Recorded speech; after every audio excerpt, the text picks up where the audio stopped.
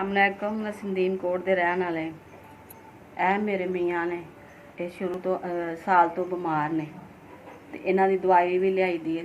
ਸਾਲ ਤੋਂ ਬਿਮਾਰ ਨੇ ਤੇ ਦਵਾਈ ਲਿਆਈ ਦੀ ਤੇ ਨਹੀਂ ਆਰਾਮ ਆ ਰਿਹਾ ਤੇ ਸਿਹਤ ਕਾਰਡ ਅਸੀਂ ਬਣਾਇਆ ਹੈ ਤੇ ਉਹ ਡਾਕਟਰਾਂ ਨੇ ਰਿਪੋਰਟਾਂ ਕੀਤੀਆਂ ਨੇ ਤੇ ਉਹ ਕਹਿੰਦੇ ਨੇ ਕਿ ਤੁਸੀਂ ਇਹਨੂੰ ਅੱਛੇ ਹਸਪਤਾਲ ਲੈ ਜਾਓ। ਉਹਦੇ ਵਾਸਤੇ ਸਾਡੇ ਕੋਲ ਪੈਸੇ ਨਹੀਂ ਹੈਗੇ, ਨਾ ਮੈਂ ਦੇ ਸਕਦੀ ਤੇ ਨਾ ਮੈਂ ਲਿਆ ਸਕਦੀ। ਹਫ਼ਤੇ ਦੀ ਦਵਾਈ ਉਹਨਾਂ ਲੈ ਕੇ ਦਿੱਤੀ ਤੇ ਜਿਹਦੇ ਵਿੱਚੋਂ ਅਸੀਂ 2-3 ਦਿਨਾਂ ਦੀ ਲਿਆਂਦੀ ਹੈ ਤੇ ਉਹਦੀ ਨਹੀਂ ਮਤਲਬ ਮੇਰੇ ਤੋਂ ਦਵਾਈ ਪੂਰੀ। ਤੁਸੀਂ ਸਾਡੇ ਨਾਲ ਮਦਦ ਅਲਟਰਾਸਾਊਂਡ ਕਰਾਈ, ਉਹਦੇ ਵਿੱਚ 4 ਜ਼ਖਮ ਆਏ ਮਿਹਦੇ 'ਚ ਤੇ ਉਹ ਦਵਾਈ ਜਿਹੜੀ ਹੈ ਨਾ ਅਸੀਂ ਲਿਆਂਦੀ ਹੈ 2-3 ਦਿਨਾਂ ਦੀ ਤੇ ਹੁਣ ਪੈਸੇ ਨਹੀਂ ਕੋਲ ਹੈਗੇ ਤੇ ਮੈਂ ਹਸਪਤਾਲ ਨਹੀਂ ਜਾ ਸਕਦੀ ਤੇ ਨਾ ਮੇਰੇ ਕੋਲ ਇੰਨੇ ਪੈਸੇ ਹੈਗੇ। ਕਿਰਾਇਆ ਵੀ ਨਹੀਂ ਹੈਗਾ ਤੇ ਨਾ ਰੋਟੀ ਖਾਂਦੇ ਨੇ, ਨਾ ਮਤਲਬ ਚੱਲਦੇ ਫਿਰਦੇ, ਸਿਰਫ ਲੰਮੇ ਪੈ ਰਹਿੰਦੇ ਨੇ ਤੇ ਲੜਦੇ ਰਹਿੰਦੇ ਨੇ ਸਾਡੇ ਨਾਲ।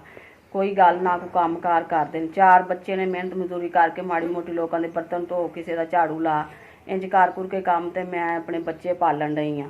ਇਹ ਮੈਨੂੰ ਇੰਨੇ ਜੋਗਾ ਕਰ ਦਿਓ ਕਿ ਜਿਹੜੇ ਮੈਂ ਨਾ ਸੁਬਾਹ ਦੀ ਦਵਾਈ ਲੈ ਕੇ 4 ਦਿਨ ਦੀ ਆ ਜਾਏ ਤੇ ਮੈਂ ਇਹਨਾਂ ਨੂੰ ਹਸਪਤਾਲ ਲੈ ਜਾਂ, ਥੋੜੇ ਚੱਲਣ ਜੋਗੇ ਹੋ ਜਾਣ ਤੇ ਫਿਰ ਮੈਂ ਇਹਨਾਂ ਨੂੰ ਹਸਪਤਾਲ ਲੈ ਜਾਵਾਂ ਕਿ ਦਵਾਈ ਉੱਥੇ ਜਾ ਕੇ ਅਸੀਂ ਸਿਹਤ ਕਾਰਡ ਤੇ ਇਹਨਾਂ ਦੀ ਦਵਾਈ ਜਾ ਕੇ ਆ 5000 ਰੁਪਈਆ ਜਿਨ੍ਹਾਂ ਨੇ ਵੀ ਦਿੱਤਾ, ਅੱਲਾ ਪਾਕ ਉਹਨਾਂ ਦੀ ਤੰਦਰੁਸਤੀ ਸਿਹਤ ਦੇਵੇ, ਅੱਲਾ ਉਹਨਾਂ ਦੀ ਜ਼ਿੰਦਗੀ ਦੇ। ਮੈਂ ਆਪਣੇ ਮੀਆਂ ਨੂੰ ਸੁਬਾਹ ਇਲਾਜ ਵਾਸਤੇ ਲੈ ਕੇ ਜਾਣਾ, ਕਿਰਾਇਆ ਭਾੜਾ ਜਿੰਨਾ ਵੀ ਦਿੱਤਾ ਹੈ ਸੁਬਾਹ ਇਹਦੇ ਇਲਾਜ ਵਾਸਤੇ ਇਹਨੂੰ ਹਸਪਤਾਲ ਲੈ ਕੇ ਜਾਣਾ ਹੈ ਤੇ ਅੱਲਾ ਇਹਨਾਂ ਦੀ ਤੰਦਰੁਸਤੀ ਸਿਹਤ ਦੇ, ਮਾਂ ਪਿਓ ਦੀ ਤੰਦਰੁਸਤੀ, ਬੱਚਿਆਂ ਦੀ ਟੈਨਸ਼ਨ ਤੋਂ ਦੂਰ ਕਰੇ, ਕਾਰੋਬਾਰ 'ਚ ਇਜ਼ਾਫਾ ਕਰੇ। ਅੱਲਾ ਪਾਕ ਇਹਨਾਂ ਦੀ ਸਿਹਤ ਦੇ। ਸਾਲ ਹੋ ਗਿਆ ਸੀ ਠੀਕ ਨਹੀਂ, ਮੈਂ ਦਵਾਈਆਂ ਲੈ ਕੇ ਥੱਕ ਗਈ ਸਾਂ ਤੇ ਨਾ ਮੇਰੇ ਕੋਲ ਕੋਈ ਪੈਸੇ ਸਨ, ਨਾ ਹੋਰ। ਹੁਣ ਜਿੰਨੇ ਵੀ ਕਿਸੇ ਨੇ ਮਦਦ ਕੀਤੀ, ਅੱਲਾ ਪਾਕ ਉਹਦੀ ਤੰਦਰੁਸਤੀ ਸਿਹਤ ਦੇ। ਹੁਣ ਪੈਸੇ ਮਿਲੇ ਨੇ 1000 ਰੁਪਈਆ ਘਰ ਬੱਚਿਆਂ ਦੇ ਦੇਣ, ਕੁਛ ਨਾ ਕਲੀ ਦਾ ਲੈ ਕੇ ਤੇ ਇਹਨੂੰ ਸੁਬਾਹ ਇਲਾਜ ਇਹਦਾ ਕਰਾਉਣਾ ਸ਼ੁਰੂ, ਹਸਪਤਾਲ ਲੈ ਜਾਵਾਂਗੇ ਸਿਹਤ ਕਾਰਡ ਤੇ।